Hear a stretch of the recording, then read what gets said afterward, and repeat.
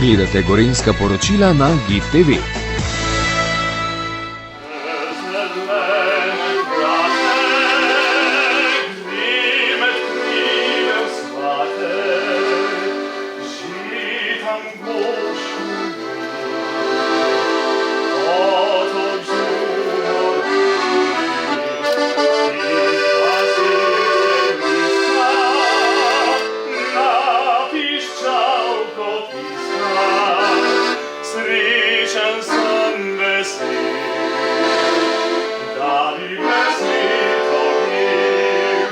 Kdaj se je začel odvijati tale projekt Jelovica? Ja, v bistvu 2 leti nazaj, maja 2022.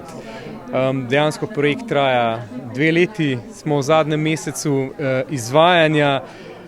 Projekt je podprt strani norveškega mehanizma, sodelujejo različni partnerji, razvojne agencije, občine, železniki, Cipra Slovenija, Cipra International, Zavod za gozdove Slovenije, območna enota Bled, Zavod za varstvo narave, območna enota Kranj. Tako da zelo pestro partnerstvo in skozi ti 2 leti smo dejansko izvajali najrazličnejše aktivnosti, na koncu tudi pripravili model upravljanja ter tudi danes podpisali neko zavezo županov po skupnem upravljanju območja v prihodnosti. Hkrati v tem modelu tudi načeloma so predstavljeni določene aktivnosti oziroma projekti, ki jih želimo izvajati na območju v prihodnjih letih. In kateri partnerji so v projektu, torej katere občine so podpisale današnjo zavezo in kaj s tem obvezuje? Ja, dejansko je to načelna zaveza, podpisale so jo pa vse občine, ki mejijo na območje Jelovice, se pravi občina Železniki, ki je tudi partner v projektu, občina Bohinj, občina Bled, občina Radolca in pa občina Kranj. Predvsem je to neka spodbuda za naprej, da občine s prostorom na nek način skupaj upravljajo, sodelujejo, ter pa ena druga tudi obveščajo.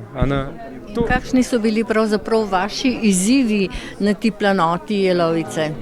Vemo, da v zadnjem času Jelovico je bil vetrolov, lubadar, različni škodljivci, so tudi živali na Jelovici, pa vendar nimajo miru, ker je preveč že tudi Jelovica obludena. Ja, dejansko izzivov je kar precej. Tako kot ste rekli, vetrolom, napadi podlubnikov, to je bila tudi neka osnova, zakaj smo se tega projekta sploh lotili. Se pravi, ogromno neke gospodarske škode, nekih posledic v prostoru in pa smo v neki fazi tudi, se mi zdi, tega intenzivnega spreminjanja območja, če ne drugega se spreminjajo gozdne vrste, se pravi monokultura se nekako umika širšim vrstam, ki so tudi nekako bolj odporne na klimatske spremembe. Vemo, da se temperature sploh poletne dvigujejo in vse to vpliva na nek stres tudi pri smreki. Tako da želimo si, da območje ostaja nekako mirna cona na Gorenjskem še naprej. To si želijo občine, to si želijo dejansko vsi deležniki, s katerimi smo govorili, da se turizem čim bolj omejuje oziroma da se razvija območje, da so določene tudi mirne cone, kjer se lahko tudi živali recimo umaknejo, normalno razmnožujejo. Vemo, da je območje pod Naturo 2000, da se z Naturo 2000 varuje določene kvalifikacijske vrste in za katere želimo, da se stanje ne slabša. Kaj vas zavezuje današnji podpis? Tako kot sem že povedal naprej pri podpisu, mislim, da nas vse, ki smo to podpisali, to pismo o podpori ali pa bom rekel podpori vzdrževanja stanja, je to, da ohranimo to našo Jelovico zeleno in pa takšna, kot je.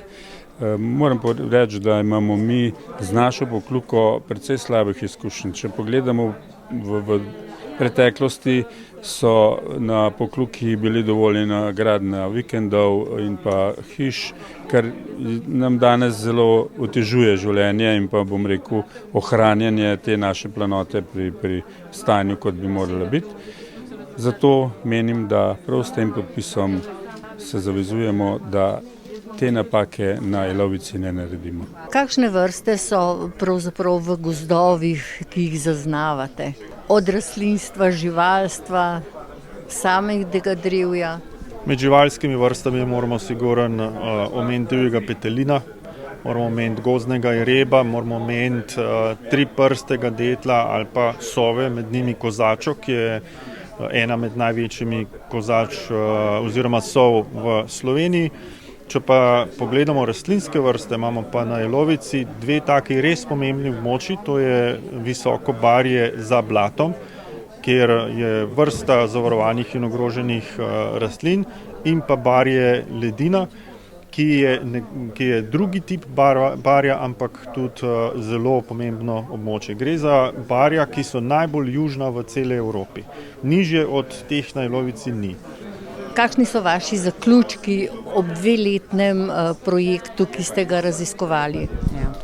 2 leti vidimo, da je res hitro minilo, ampak skozi celoten projekt smo dejansko sodelovali zelo veliko deležniki, z lokalnimi prebivalci, z različnimi, ki delujejo na območju Jelovice.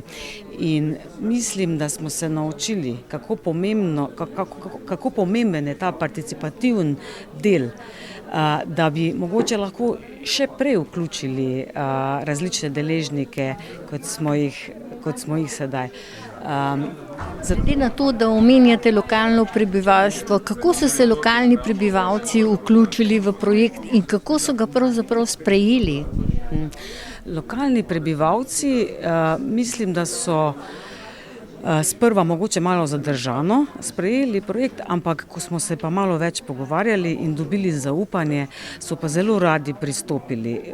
Pri fokusnih skupinah smo res imeli konstruktivne debate in upoštevali vsako mnenje, tako da mislim, da smo ravno v teh 2 letih dobili pravo zaupanje teh deležnikov, zato se nadejamo za nadaljevanje projekta.